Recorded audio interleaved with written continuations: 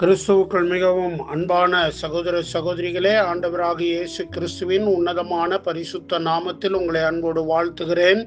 அந்த சமாரிய பெண்ணை ஆண்டவர் உண்மையான தொழுகை என்பது என்ன என்பதற்கு நேராக கடவுளை விசுவாசிப்பதின் அவசியத்தை சொல்லுவதன் மூலமாக, அது மாத்திரமல்ல, கடவுளை பிதாவாக அறிமுகப்படுத்துவதன் மூலமாக அந்த பெண்ணை ஒரு தேவராஜ்யத்துக்கு உகந்தவளாக மாற்றுவதற்கு தொடர்ந்து அவளோடு இடைபடுகிறார்.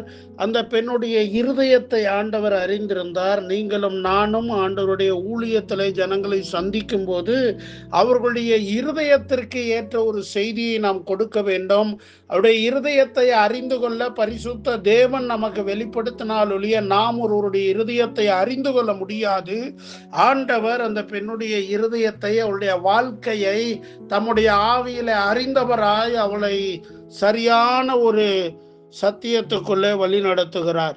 ஆகவே இதை கேட்டுக்கொண்டிருக்கிற இந்த பெண் என்ன சொல்றா? யோவான் 4:25 அந்த ஸ்திரீ அவரை நோக்கி, கிறிஸ்து எனப்படுகிற மேசியா வருகிறார் என்று அறிவேன், அவர் வரும்போது எல்லாவற்றையும் நமக்கு அறிவிப்பார் என்றால். 26 அதற்கு இயேசு, உன்னுடனே பேசுகிற நானே அவர் என்றார். அத்தருணத்தில் அவருடைய சீசர்கள் வந்து அவர் ஸ்திரீயுடனே பேசுகிறதை பற்றி ஆச்சரியப்பட்டார்கள். ஆகிலும் என்ன தேடுகிறீர் என்றாவது, ஏன் அவளுடனே பேசுகிறீர் என்றாவது ஒருவனும் கேட்கவில்லை. பிரியமானவர்களே, இந்த இடத்துல அந்த ஸ்திரீக்குள்ள கடவுள் கொடுக்கிற இந்த சத்தியத்தின் வெளிச்சத்துல இப்ப அவளுக்கு திடீர்னு ஞாபகம் வருது, இல்லை கடவுள் அவளுடைய ஆவியில ஞாபகப்படுத்திருக்கலாம். அந்த ஸ்திரீ இயேசுவை பார்த்து, கிறிஸ்துங்கிற மேசியா வர்றாருன்னு எனக்கு தெரியும், அவர் வரும்போது எல்லாத்தையும் நமக்கு சொல்லுவார் அப்படின்னு சொல்லி கிறிஸ்துவின் வருகையை விசுவாசிக்கிற ஒரு பெண்ணாக, அவர் வரும்போது நிறைய ரகசியங்களை, மறைபொருள்களை வெளிப்படுத்துவார் என்கிற உண்மையை உணர்ந்தவளாக அவள் இருக்கிறாள். அப்படிப்பட்டவளுடைய இருதயத்தின் ஏக்கத்தை முன்னதாகவே அறிந்த ஆண்டவர் அவளை சத்தியத்துக்குள்ளே நடத்துகிறார். பிரியமானவர்களே, இன்றைக்கும் நிறைய பேருடைய வாழ்க்கையில கிறிஸ்து என்கிற அபிஷேகிக்கப்பட்ட இரட்சகர், அபிஷேகிக்கப்பட்ட மீட்பர், அபிஷேகிக்கப்பட்ட கடவுளின் விடுதலையாளர் தங்கள் வாழ்க்கையில வருவார் என்று எதிர்பார்த்து காத்திருக்கிறார்கள். நீங்களும் நானும் அவரை அறிவிப்போமா? அவரை அவர்களுக்கு அறிமுகப்படுத்துவோமா? அவர் மூலமாய் வருகிற விடுதலையை அவர்கள் பெறுவதற்கு நாம் வாய்க்கால்களாய் விளங்குவோமா? நம்மை நாமே யோசித்து பார்ப்போம்.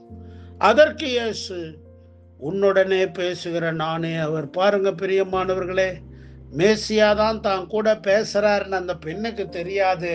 ஆனால் ஆண்டவர் இயேசு, நான் தாமா அந்த மேசியா அப்படின்னு சொல்லி அந்த பெண்ணுக்கு தன்னை வெளிப்படுத்துகிறார். யாரெல்லாம் தாகத்தோட இருக்கிறாங்களோ, யாரெல்லாம் மெய்யான கடவுளை அறியணும்னு வாஞ்சையோடு தேடுறாங்களோ, பிழைப்பின் தொழிலுக்காக, பிழைப்புக்காக, வாழ்வுக்காக தேடாம தங்க வாழ்க்கையில உண்மையான விடுதலையை தேடுறவங்க, உண்மையான இரட்சகரை தேடுறவங்களுக்கு ஆண்டவர் தம்முடைய விடுதலையை கொடுக்கிறவராக இருக்கிறார். அப்படித்தான் இந்த பெண்ணுக்கு தன்னை வெளிப்படுத்தினார்.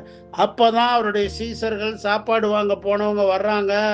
வந்து அவர் என்ன ஒரு சமாரிய பெண்ணு கூட பேசிட்டு இருக்கிறாரு அப்படின்னு ஆச்சரியப்படுறாங்க. பொதுவா யூத ரபிக்கள் பொதுவான இடங்கள்ல பெண்கள்கிட்ட பேச மாட்டாங்க. இவர் கொஞ்சம் வித்தியாசமானவர் தான், ஆனாலும் இந்த சமாரிய பெண்ணுகிட்ட பேசுறாருன்னு ஆச்சரியத்தோடு அவங்க பார்க்குறாங்க. ஆனாலும் அவர்கள் ஒன்றும் கேட்கல. அவங்க என்ன நடக்குதுன்னு கவனிக்க ஆரம்பிக்கிறாங்க. பிரியமானவர்களே, இயேசு கிறிஸ்து வரைமுறைகளை மாற்றுகிறவர், பழக்க வழக்கங்களை மாற்றுகிறவர், ஒரு ஆத்துமாவுக்காக தான் எந்த விதமான கிரயத்தையும் செலுத்துகிறவர், அக்கறையை காட்டுகிறவர் என்பதை இந்த சமாரிய பெண்ணை ரட்சிப்புக்குள்ளே நடத்துவதன் மூலமாய் தேவன் வெளிப்படுத்துகிறார். நாமும் அப்படிப்பட்ட ஒரு வாஞ்சையும் தாகமும் உள்ளவர்களாக தவிக்கிற ஆத்துமாக்களை, தத்தளிக்கிற மனிதர்களை இயேசுவண்டை நடத்துவோம். தேவன் நம்மை ஆசீர்வதிப்பார்.